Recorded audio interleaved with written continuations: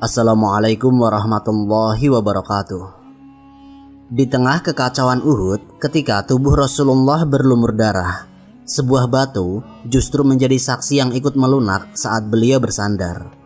Ini bukan dongeng, tapi jejak sejarah yang membuat kita bertanya, seberapa besar cinta alam kepada Rasulullah Shallallahu Alaihi Wasallam. Ya Allah, lembutkan hati kami sebagaimana Engkau melembutkan batu yang disentuh nabimu. Jadikan setiap luka hidup kami sebagai alasan untuk semakin dekat kepadamu, bukan menjauh.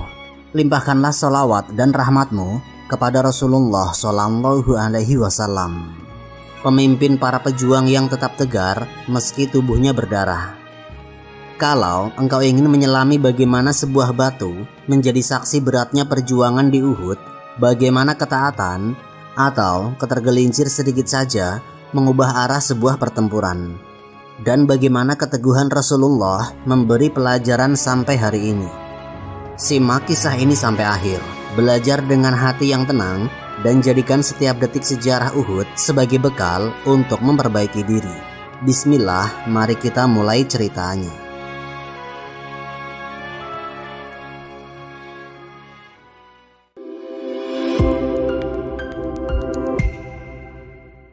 Latar sejarah Jabal Uhud dan posisi geografisnya.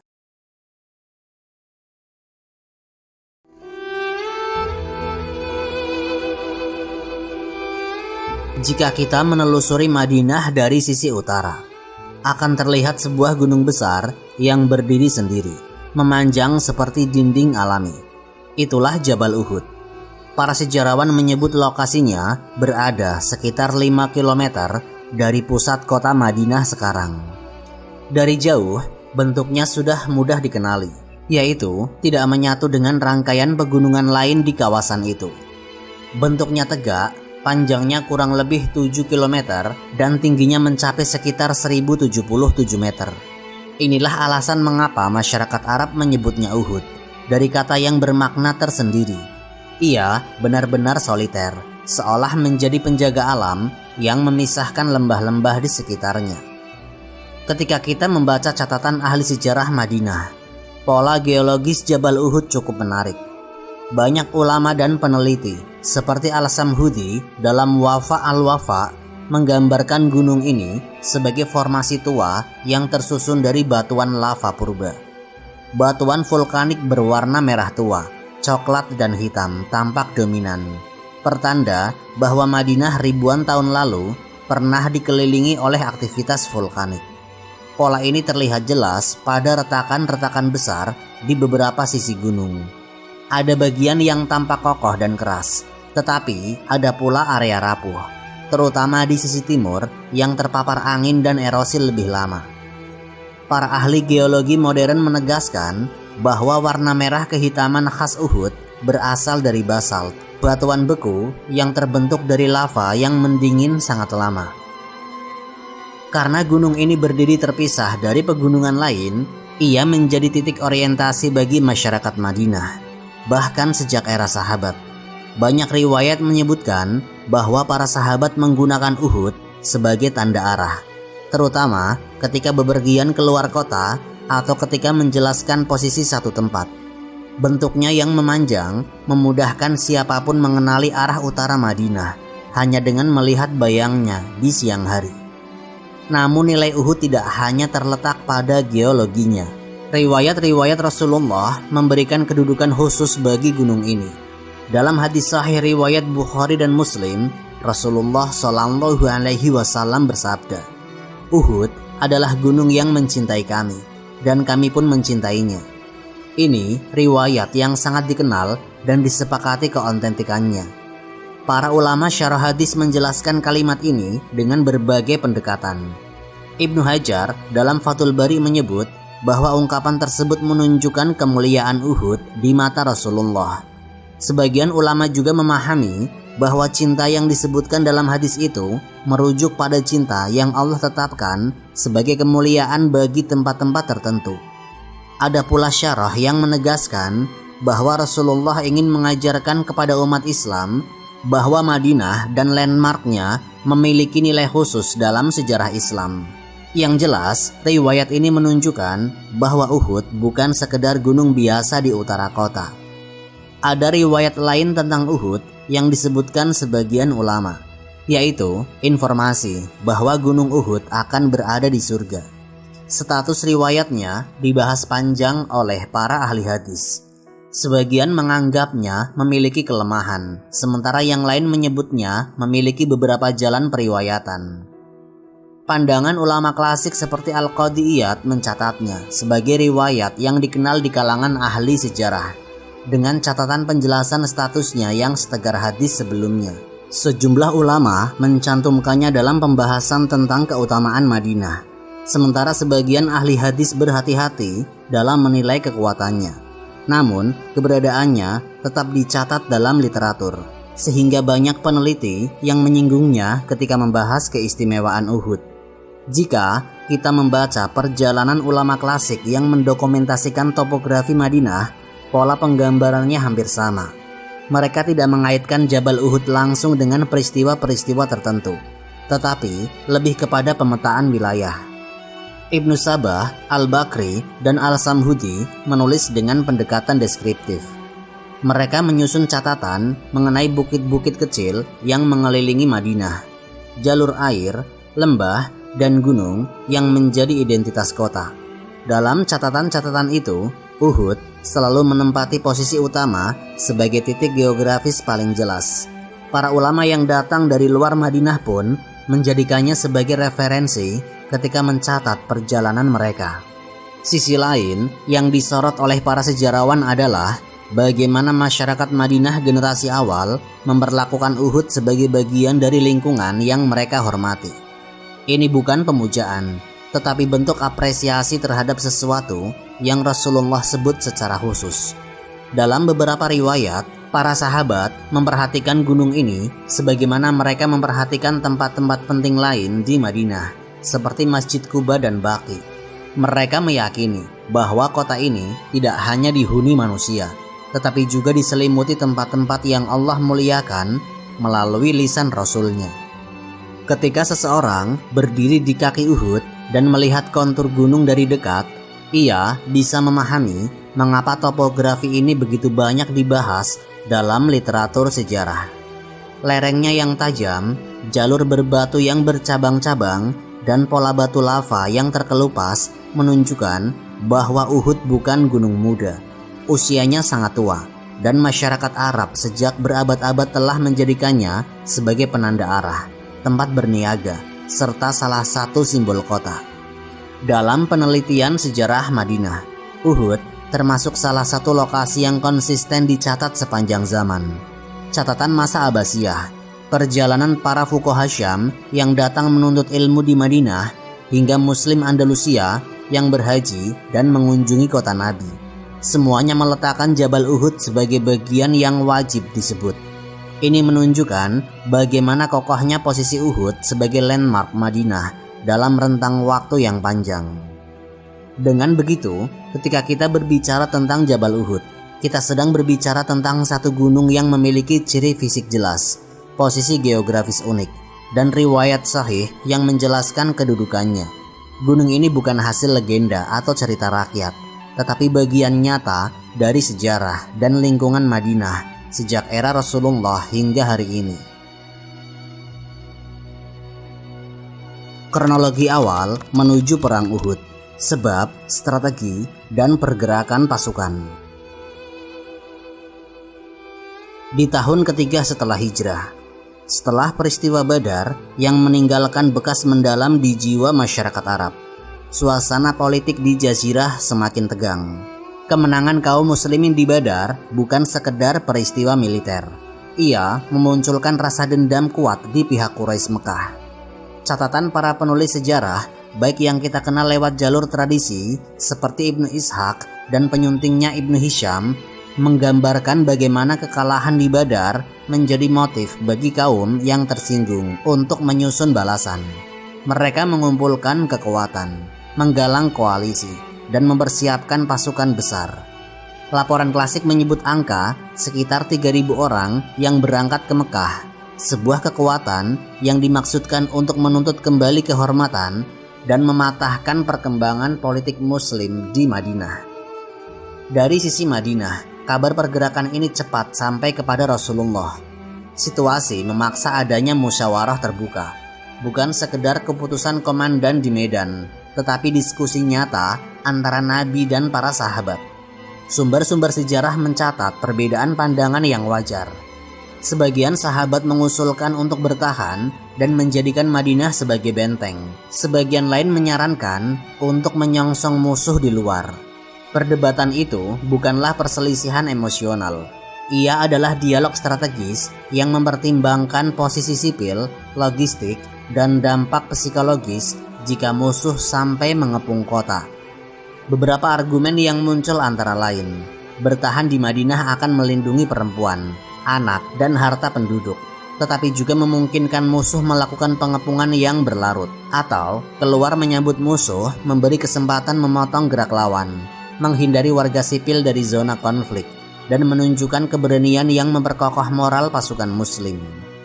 Dalam konteks itu, Rasulullah mengambil keputusan yang memadukan kewaspadaan dan keberanian, yaitu pasukan Muslim akan keluar dari kota untuk menghadapi ancaman.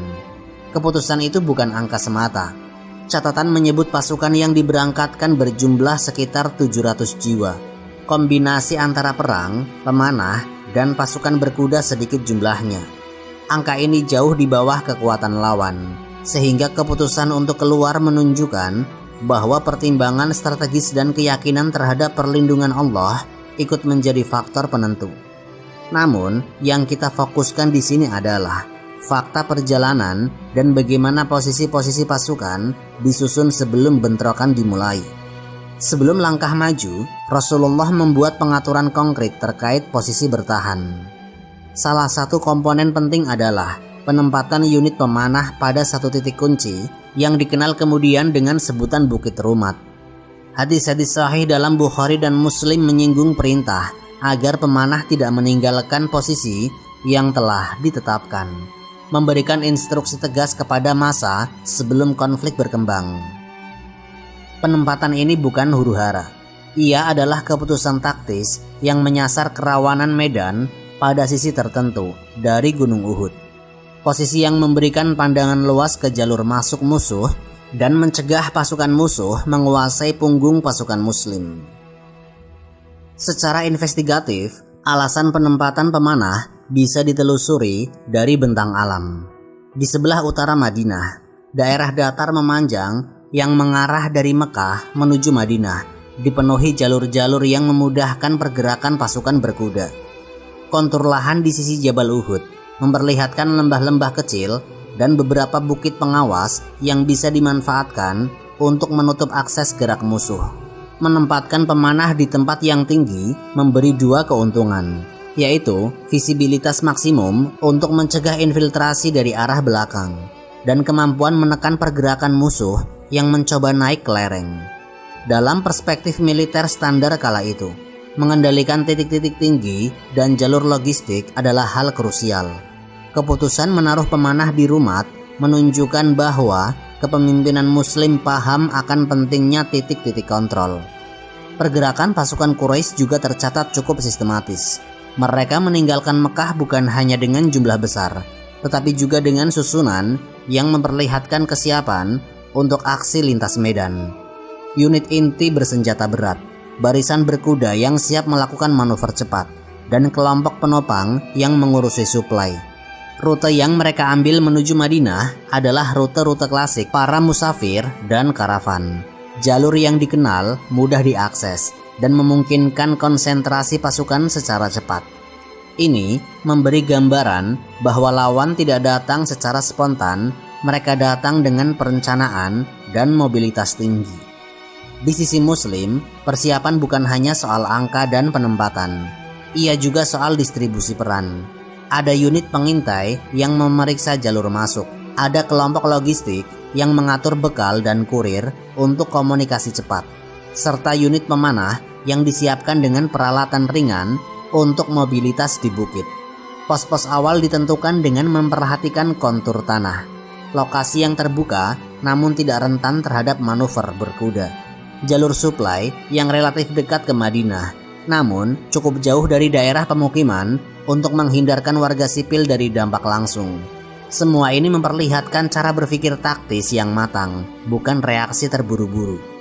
Sebelum pertempuran dimulai, suasana di medan adalah perpaduan antara ketegangan dan kesiapan. Pasukan Muslim dalam formasi rapi mengisi posisi yang telah ditetapkan. Pasukan Quraisy berbaris dari kejauhan, memetakan wilayah yang akan mereka masuki. Kedua kubu memperoleh waktu untuk melakukan pembacaan medan, mengamati bukit, memeriksa jalur, menilai angin dan garis pandang. Inilah momen sebelum kontak langsung, yaitu perlahan, sistematis, dan penuh perhitungan. Jalannya perang Uhud, Rasulullah mundur ke arah goa. Di pagi itu, medan Uhud tampak seperti panggung besar. Dua barisan berhadap-hadapan, nafas pasukan beradu dengan debu jalan. Pasukan Muslim jumlahnya relatif kecil, sekitar 700 orang menurut sumber-sumber klasik. Berbaris rapi mengikuti instruksi yang telah disusun sebelum hari H. Sejak awal, Muslim menunjukkan keberanian dan disiplin. Gelombang pertama pertempuran berpihak kepada mereka. Dalam fase awal, pasukan Quraisy mundur dan barisan Muslim menekan lawan sehingga terlihat jelas kemenangan di mata pasukan sendiri. Di sisi lain, ada posisi kunci yang telah dipasang. Sebuah datasemen pemanah di atas bukit kecil yang dikenal sebagai Bukit Rumat. Mereka ditempatkan khusus untuk menutup akses dari belakang dan menahan potensi serangan berkuda lawan. Perintah keras disampaikan kepada para pemanah. Jangan turun dari posisi apapun yang terjadi. Ini tercatat dalam hadis-hadis sahih yang merekam arahan Nabi kepada unit tersebut. Arahan itu jelas bernuansa strategis. Kendalikan titik tinggi, amankan punggung pasukan, bukan sekedar simbol. Kemenangan awal itulah yang kemudian melahirkan celah penting. Ketika pasukan Quraisy mundur dan tenda musuh tampak terbuka, sejumlah pemanah di Rumat salah menilai situasi. Mereka melihat kesempatan rampasan dan turun dari posisi yang telah diperintahkan untuk tetap diduduki. Tindakan ini mengubah konfigurasi pertahanan. Titik tinggi yang sebelumnya menutup jalur belakang kini sudah kosong. Perpindahan pemanah itu menjadi momen krusial yang membuka peluang bagi manuver lawan. Catatan tradisi menyebut pengumpulan harta rampasan sebagai motif sebagian pemanah turun. Bukan semua, tetapi jumlah yang cukup untuk melemahkan pertahanan. Manuver kontra yang ditunggu-tunggu oleh pihak Quraisy datang dari arah yang semula terkunci. Khalid bin Walid pada saat itu belum masuk Islam, memimpin pasukan berkudanya dan memanfaatkan celah yang tercipta. Dari sisi flank, ia melakukan serangan menyapu yang cepat dan terkoordinasi, menyerang punggung pasukan Muslim yang tidak lagi terproteksi penuh. Serangan ini bukan sekedar pergerakan spontan. Ini adalah respon militer yang efisien terhadap perubahan medan. Akibatnya, momentum yang semula menguntungkan Muslim berubah drastis menjadi kekacauan.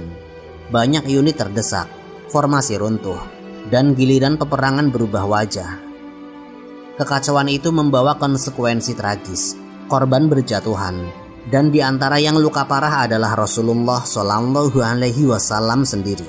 Beberapa riwayat sahih merekam luka-luka beliau, gigi patah, dan wajah yang terkena serpihan sehingga mengalir darah, serta kerusakan pada perlengkapan perang beliau seperti topi baja yang pecah. Rangkaian periwayatan termasuk catatan dalam Musnad Ahmad dan referensi dalam koleksi hadis besar menyebutkan kondisi fisik beliau setelah pertempuran, yaitu terluka, berdarah, namun terus berada di tengah pergulatan untuk mempertahankan barisan dan nyawa sahabat. Pernyataan-pernyataan ini muncul dalam banyak narasi maghazi sebagai fakta lapangan tentang bagaimana keadaan Rasulullah pada saat itu. Dalam suasana kacau, reaksi para sahabat menunjukkan upaya perlindungan yang luar biasa. Nama-nama seperti Abu Dujana, Talhah bin Ubaidillah, dan Sa'ad bin Abi Waqqas muncul berulang kali dalam sumber-sumber. Mereka termasuk yang paling gigih menahan serangan, menutup celah, dan dalam beberapa narasi memberikan perlindungan langsung kepada Nabi. Ada catatan yang menggambarkan bagaimana beberapa sahabat menempuh tindakan heroik untuk mengangkat beliau, menutupi tubuhnya, atau membentuk perisai manusia di sekelilingnya. Kisah-kisah individual ini hadir dalam bentuk riwayat dan sirah yang merekam siapa yang turun tangan saat krisis mencapai puncak. Secara taktis, keadaan memaksa adanya penyesuaian strategi di pihak Muslim. Ketika formasi depan runtuh dan ancaman serangan dari belakang nyata, keputusan untuk mundur menjadi langkah defensif yang logis, yaitu membawa unit-unit yang masih teratur menuju area lereng berbatu di sisi Uhud yang relatif lebih terlindungi. Lereng berkarang dan batuan yang kasar menghalangi gerak cepat kavaleri lawan, memberi kesempatan bagi pasukan Muslim untuk merangkai kembali formasi dan menutup jalur-jalur yang terbuka.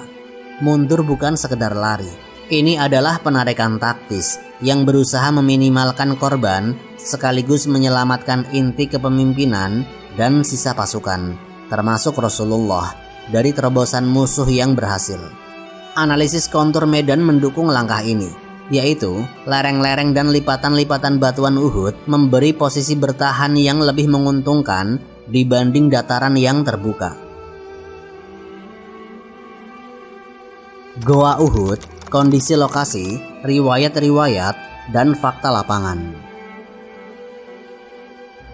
Saat pasukan Muslim terdesak di Uhud, ada satu titik lereng di gunung yang kemudian dikenal masyarakat dengan nama Goa Uhud atau Goa Rasul. Menariknya, penyebutan ini baru populer jauh setelah masa sahabat, karena para sejarawan awal tidak menandai tempat itu sebagai goa besar atau ruang tertutup seperti goa pada umumnya.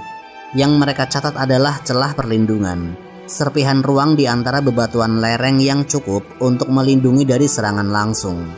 Jadi, sejak awal perlu diluruskan, tempat itu bukan goa dalam arti klasik, melainkan ceruk sempit yang secara alami terbentuk pada struktur batuan Uhud.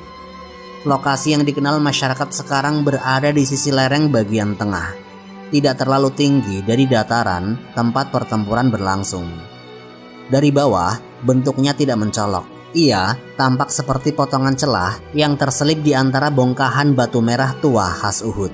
Para ulama Madinah menjelaskan tempat itu memang teridentifikasi oleh penduduk lokal sejak lama sebagai area Rasulullah pernah berhenti saat keadaan paling genting. Namun, tidak semua detail yang beredar hari ini berasal dari riwayat sahih. Ada riwayat-riwayat populer tentang goa tersebut, tapi tingkat keautentikannya beragam. Karena itu, para ahli sirah yang berpegang pada standar sanad biasanya cukup hati-hati. Dalam literatur yang lebih dapat dipertanggungjawabkan, yang kuat adalah riwayat bahwa Rasulullah mencari perlindungan pada celah-celah lereng Uhud setelah posisi pasukan Muslim kacau. Riwayat-riwayat sahih memang menegaskan bahwa beliau mundur ke arah lereng, namun tidak menyebut dengan detail bentuk goanya. Jadi, catatan ulama bukan untuk menolak kebenaran tempat perlindungannya, tetapi menegaskan bahwa bentuk fisiknya tidak digambarkan secara eksplisit dalam teks asli. Yang ada hanyalah lokasi umum, lereng Uhud, area berbatu, celah yang cukup aman untuk bertahan dari serangan panah dan kuda.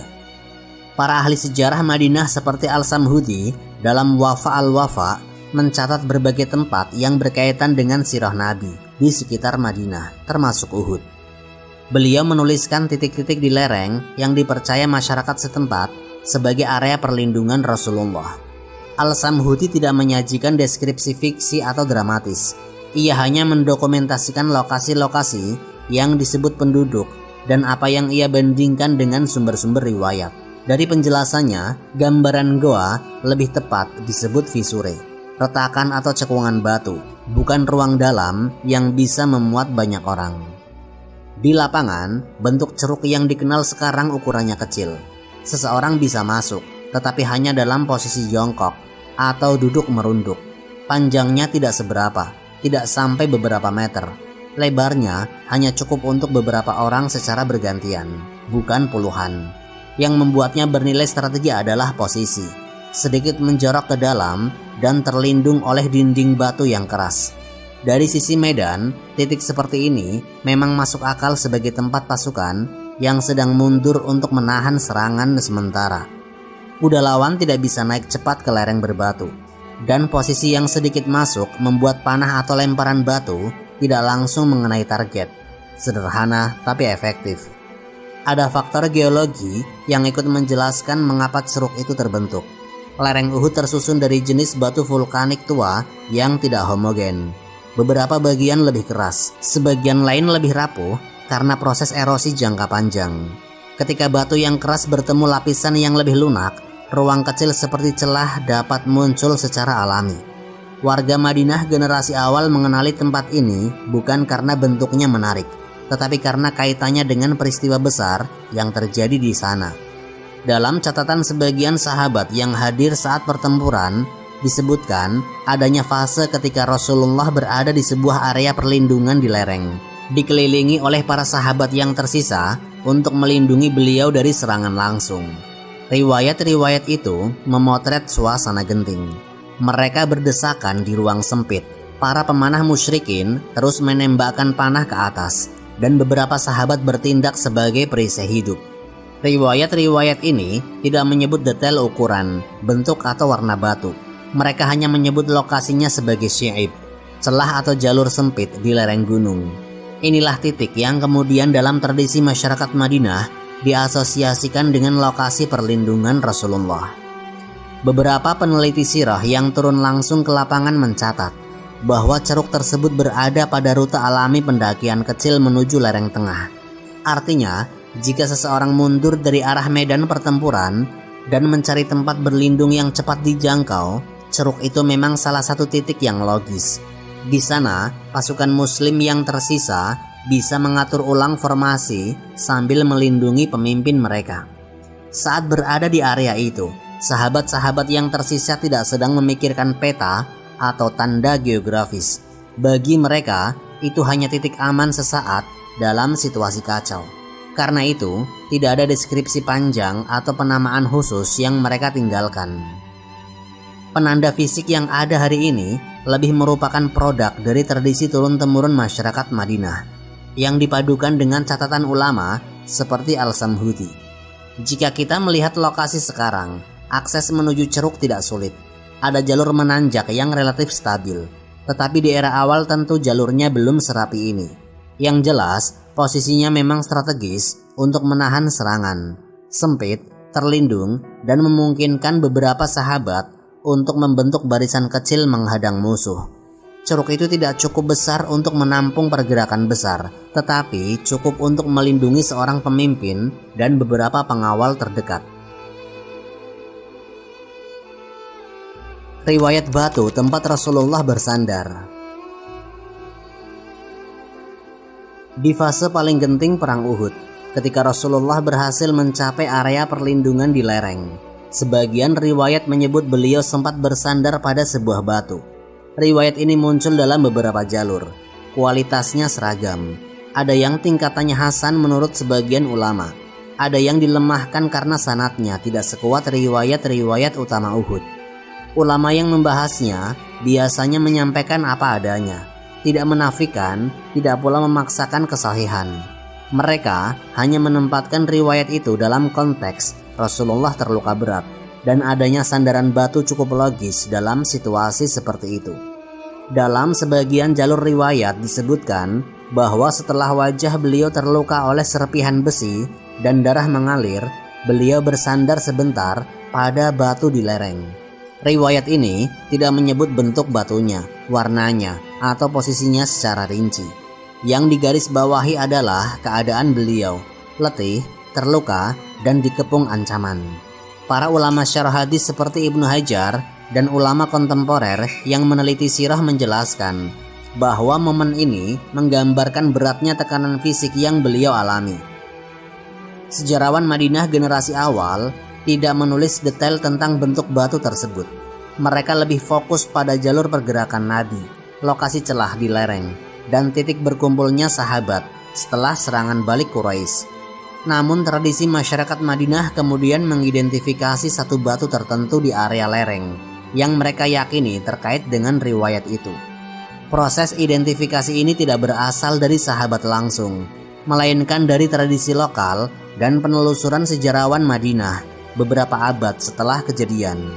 Salah satu karya penting yang membahas lokasi-lokasi di Madinah adalah Wafa al-Wafa, karya Al-Samhudi. Ia mencatat berbagai titik yang dikenal masyarakat pada zamannya sebagai lokasi peristiwa Uhud. Untuk batu sandaran Nabi, Al-Samhudi mendokumentasikan bahwa masyarakat menunjukkan batu tertentu yang berada tidak jauh dari ceruk perlindungan. Tetapi, ia tetap mengingatkan bahwa penempatan seperti itu bersifat informasi sejarah lokal, bukan riwayat yang bersumber langsung dari sahabat. Artinya, ia tidak menolak keberadaannya, namun ia juga tidak menautkannya kepada dalil yang eksplisit. Saksi perjalanan klasik seperti Ibnu Jubair juga mencatat sejumlah tempat di Madinah dan Uhud saat melakukan rihlah abad ke-6 Hijriah. Dalam catatannya, ia menulis keberadaan tempat-tempat yang dihormati masyarakat setempat, termasuk titik-titik di Uhud. Namun, sama seperti Al-Samhudi, ia tidak memberikan klaim kepastian yang lebih besar dari apa yang ia lihat dan dengar dari penduduk Madinah pada zamannya. Catatan semacam ini membantu memahami bagaimana generasi-generasi setelah sahabat mengidentifikasi lokasi-lokasi tersebut tanpa menambah atau mengurangi riwayat asli. Masuk ke pembahasan fisik batu yang dikenal sekarang. Para peneliti modern mencatat bahwa struktur batu di sekitar lereng tengah Uhud tidak seragam. Warna dominannya merah coklat gelap, khas batuan vulkanik tua. Ada batu yang teksturnya keras, ada pula yang lebih lembut ketika disentuh. Perbedaan ini bukan karena kejadian supranatural, tetapi karena komposisi mineral yang tidak sama. Di beberapa titik, lava tua mengalami pelapukan yang lebih cepat akibat paparan angin dan perubahan suhu. Akibatnya, sebagian batu terasa lebih lunak atau mudah terkelupas jika ditekan. Batu yang hari ini dikenal masyarakat sebagai batu sandaran berada pada jalur lereng yang relatif mudah diakses. Bentuknya memanjang sedikit, tidak terlalu besar, dan sebagian permukaannya terlihat lebih halus daripada batu di sekelilingnya. Permukaan halus ini bukan bukti perubahan luar biasa, melainkan akibat kombinasi pelapukan, air hujan yang mengalir selama ratusan tahun, dan kontak berulang dari tangan manusia. Di bagian sisinya terhadap retakan kecil yang menunjukkan pola erosi alami. Para ahli geologi mencatat bahwa batu ini berasal dari jenis batuan vulkanik intermediate, tidak sekeras basalt murni, tetapi juga bukan batu kapur yang sangat mudah rapuh. Itulah sebabnya permukaannya bisa terlihat lebih lunak dibanding bongkahan lain di sekitarnya. Dalam catatan sejarah, generasi setelah sahabat mulai menyebut lokasi-lokasi detail seperti batu sandaran, ceruk perlindungan, dan titik tertentu tempat beberapa sahabat gugur. Penempatan lokasi-lokasi ini berlangsung secara bertahap. Biasanya dimulai dari pengakuan warga setempat dan para penjaga situs Madinah. Para ulama juga tidak mempermasalahkan penunjukan ini selama tidak dijadikan kepastian mutlak yang melampaui dalil. Fungsinya lebih ke dokumentasi sejarah tempat, bukan penguatan riwayat. Ketika meninjau batu tersebut hari ini, garis-garis tekstur yang tampak pada permukaan adalah pola alami akibat pelapukan. Warna batunya sedikit lebih pucat dibanding batu di sekitar, terutama di area yang sering tersentuh. Dari sisi material, ahli geologi menjelaskan bahwa batuan ini memiliki komponen piroksen dan sedikit olivin yang membuatnya kurang homogen. Ketidakseragaman ini menghasilkan bagian-bagian yang lebih mudah retak dan terasa lebih lunak. Fenomena ini umum terjadi pada gunung vulkanik tua seperti Uhud. Jika dilihat dari sudut pandang sejarah sirah, keberadaan batu yang dipercaya masyarakat sebagai tempat Rasulullah bersandar akhirnya menjadi bagian dari dokumentasi tradisi Madinah. Riwayat yang menyebut bersandarnya beliau tetap ditempatkan dalam levelnya. Ada yang lebih kuat, ada yang lebih lemah. Penjelasan ulama syarah hadis menempatkan momen itu sebagai gambaran fisik beliau saat itu. Catatan para sejarawan dan musafir muslim mengabadikan bagaimana masyarakat Madinah menjaga memori lokasi-lokasi bersejarah. Sedangkan data geologi menjelaskan kenapa sebagian batu di wilayah itu tampak lebih lunak dan berbeda dari sekitarnya. Hikmah, pelajaran iman, dan nilai spiritual Jabal Uhud. Ketika kita menatap kembali seluruh rangkaian peristiwa di Uhud, dari kaki Jabal Uhud, jalur pergerakan pasukan, hingga goa perlindungan dan batu tempat Rasulullah bersandar, terlihat sebuah jalur panjang yang penuh pelajaran. Yang pertama dan yang paling mendasar, hubungan Rasulullah dengan Jabal Uhud bukan sekedar geografis. Beliau menyebutnya gunung yang mencintai kami dan kami mencintainya. Kalimat ini saja sudah membongkar satu kenyataan besar. Alam berada di bawah kendali Allah, tunduk dan bisa menjadi bagian dari kisah iman. Ada sisi kedekatan spiritual antara manusia soleh dengan alam yang diberkahi, bukan karena gunung itu keramat, tapi karena ia menjadi saksi ketaatan.